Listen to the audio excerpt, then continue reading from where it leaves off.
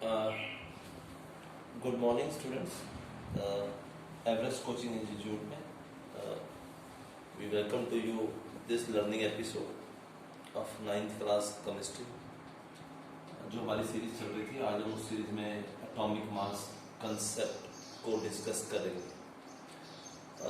Atomic mass concept propose किया था Dalton ने, जहाँ पे उसने बोला था कि एटॉमिक मास एक बहुत इम्पॉर्टेंट कैरेक्टरिस्टिक है किसी भी एलिमेंट का, और उसने बताया था कि ये law of constant proportion follow करते हैं.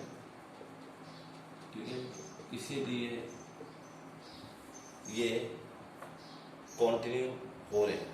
ठीक है, अब पॉइंट ये था कि एटॉमिक मास निकालना किसी एलिमेंट का डिफिकल्ट था, तो उन्होंने एक रिलेटिव एटॉमिक मास कंसेप्ट निकाला. रिलेटिव का मैं आपको कंसेप्ट बताता हूँ कि रिलेटिव एटॉमिक मास क्या होता है. रिलेटिव एटॉमिक मास का मतलब, मान लीजिए आपने बोला कि 1 ग्राम किसी भी चीज में 100 यूनिट आते हैं, तो आप बोलेंगे कि अगर ये 4 ग्राम होगा तो अंडरस्टैंडिंगली ये 400 यूनिट आते हैं. रिलेटिव एक को देख के हम दूसरे की एग्जाम्पल निकाल सकते हैं. ठीक है, तो उसके बेस पे एटॉमिक मास फिर हम आएंगे कि क्यों हम इसकी बात कर रहे हैं. ठीक है, हम एग्जाम्पल लेते हैं. मान लिया कार्बन ऑक्साइड. ठीक है, कार्बन का वेट होता है 12 और ऑक्सीजन का होता है बेटा 16, और जब हम इसको निकालते हैं तो ये बनेगा 3 और 4. डिवाइड कर दिया काट के इसको. ठीक है, तो इसका मतलब 3 ग्राम ऑफ कार्बन ज्वाइन हो रही है 4 ग्राम ऑफ ऑक्सीजन में टू फॉर्म CO. ठीक है, इसका मतलब जो कार्बन कंबाइन हो रही है वो 4/3 ग्राम्स ऑफ ऑक्सीजन कंबाइन हो रही है.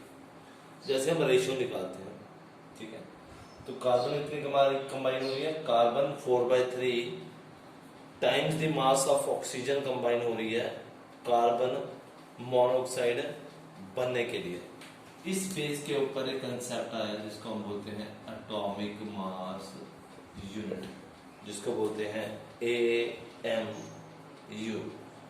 पर अब ये कंसेप्ट बदल गया है. अब इसको हम AMU की जगह सिर्फ U ही लिखते हैं, और जो मास लिया जाता है इक्विवेलेंट टू 1 कार्बन एटम. अब कंसेप्ट क्या है कि हम कार्बन की बात कहां से करने लगे. उसका लॉजिक ये आया कि सबसे बड़ी प्रॉब्लम क्या है थी कि अगर मुझे एक ऐसा एलिमेंट मैं ढूंढ रहा था जिस एलिमेंट इजीली किसी भी एलिमेंट से रिएक्शन ना हो सके. तो अगर मैं ऑक्सीजन लेता था तो ऑक्सीजन में एक प्रॉब्लम थी कि ऑक्सीजन बहुत सारे एलिमेंट्स के साथ रिएक्ट होकर कंपाउंड बनाता है. कार्बन के साथ कार्बन ऑक्साइड, हाइड्रोजन के साथ जुड़ेगा तो वाटर. कहते ये एक बहुत बड़ी समस्या थी. ठीक है, फिर क्या हुआ, उन्होंने एक कंसेप्ट ढूंढा जिसको हम बोलते हैं कार्बन 12, एक आइसोटोप कार्बन के 2 आइसोटोप हैं, एक कार्बन 612, एक कार्बन 614. 614 वाला हम यूज करते हैं कार्बन डेटिंग में. कार्बन डेटिंग वो कंसेप्ट है जहां पे किसी भी चीज का हम पता लगते हैं कि ये कितने साल पुरानी है. और जो एक्टिव कार्बन 612 आइसोटोप है, ये हमने यूज किया स्टैंडर्ड रेफरेंस यूज किया कि हमने कैसे एटॉमिक मास निकालना है. तो फिर हमने इसको डिफाइन किया कि एक एटॉमिक मास क्या है. 1 atomic mass unit is a standard reference for measuring atomic mass. ठीक है, 1 atomic mass is a unit mass that is equivalent to or that is equal to 1/12 of the mass of carbon 12 isotope. ठीक है, तो हमने एक reference निकाल लिया और हम इस रेफरेंस के ऊपर हम सारे बाकी ALU निकालने लग जाएंगे। ये हमने एक बेस बना लिया कि क्या होता है। ठीक है जी, जैसे आपकी बुक में भी एग्जांपल दे रखी है, ठीक है, कि उसने एक वाटरमेलन लिया और उसने मास बोला उसके 12 यूनिट है, तो 12 यूनिट को उसने 12 फ्रूट यूनिट मान लिया और उसने 2 पीस निकाला। तो ठीक है, तो अगर मुझे सीड्स पता है और मुझे वाटरमेलन पता है तो मैं कहता हूँ ये इक्वली डिवाइडेड हो गए, उसको रेफरेंस बोलते हैं, जैसे मैंने यहाँ बोला था। ठीक है जी, स्टैंडर्ड रेफरेंस यूनिट। अब इसके बेस के ऊपर एक और कंसेप्ट चल रहा है जिसको हम बोलते हैं मॉलिक्यूल। अब मॉलिक्यूल क्या है?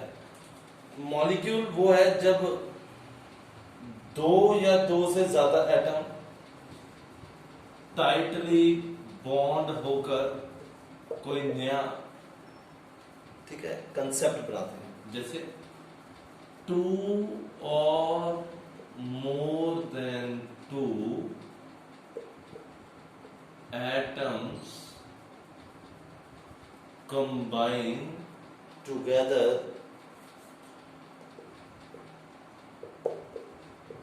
to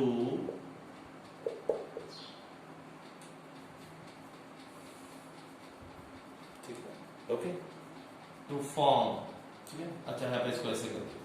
ठीक है, देखिए अब इसमें कुछ भी होता है। अब बेसिक एग्जांपल मॉलिक्यूल क्या है, जिसको हम लिखते हैं O2। ये 2 तरह का होता है, 3 तरह का भी होता है, मोनोएटॉमिक, डाइएटॉमिक, ठीक है, डाइएटॉमिक, ट्राइएटॉमिक। ठीक है, ट्राई को हम यूज नहीं करेंगे। तुम्हारे पास मोनो और डाई हुआ। मोनोएटॉमिक में क्या हुआ, वो चीजें जो अकेले ही एग्जिस्ट करती हैं, जैसे आर्गन। ओके, ठीक है, ये जिसको हम नोबल गैसेस बोलते हैं, दे एग्जिस्ट यूनिवर्सली। अब डाई मतलब 2, जैसे हम बात करते हैं ऑक्सीजन, डाइएटॉमिक में एग्जिस्ट करते हैं 2 में, हाइड्रोजन, ओके, क्लोरीन, जितने भी हैलोजेंस हैं। ओके, ठीक है, ओके। अब इसमें एक और भी चीज है कि कैसे ये कंबाइन होते हैं। अब ये तो सेम का हो गया, अब हो सकता है डिफरेंट भी बन जाए। जैसे वाटर में है, ये भी एक मॉलिक्यूल है, where 2 different atoms combine together under some strong forces of attraction. Water is a molecule क्योंकि इसमें रेशियो क्या है, डिफाइंड है। ठीक है, ओके। अब इसी डेफिनेशन के ऊपर हमने एक और चीज निकाली कि आयनिक कंसेप्ट क्या है। ठीक है, आयनिक कंसेप्ट की बात करते हैं कि कई बार हम देखते हैं कि किसी भी एलिमेंट के ऊपर कोई प्लस या माइनस साइन लगा होता है। जैसे मैं वाटर लेता हूं, वाटर को जब मैं इलेक्ट्रिक करंट पास करता हूं तो ये H प्लस और OH माइनस देता है। अब इसमें मेरे पास 2 चार्ज है, एक एलिमेंट जिसके ऊपर पॉजिटिव चार्ज है और एक एलिमेंट बेटा जिसके ऊपर नेगेटिव चार्ज है। ओके, जो पॉजिटिव चार्ज वाला होगा, ठीक है, उसको हम बोलेंगे कैटायन, और जो नेगेटिव चार्ज वाला होगा उसको बोलेंगे बेटा एनायन। सो हमारे पास 2 चार्जेस हैं, एक पॉजिटिव चार्ज और एक नेगेटिव चार्ज। हम ये आयनिक की बात क्यों करते हैं?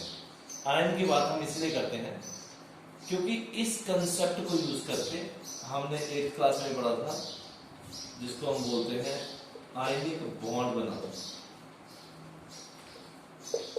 आयनिक बॉन्ड, आयनिक बॉन्ड का मतलब क्या है कि एक एलिमेंट अपना इलेक्ट्रॉन लूज करके कैटायन की फॉर्म में बना है, और एक एलिमेंट ने एक इलेक्ट्रॉन गेन किया और वो एनायन की फॉर्म में बना। जब इन दोनों इक्वेशंस को मैं ऐड करूंगा तो मेरे पास एक आयनिक कंपाउंड बनेगा, जो आयनिक बॉन्ड के थ्रू बनेगा, जिसको बोलते हैं सोडियम क्लोराइड NaCl। ठीक है, आप कंटिन्यू कीजिए हमारा वीडियो देखना।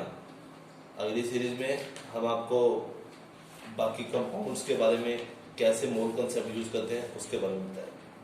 Wish you happy learning, keep sharing this video, bye.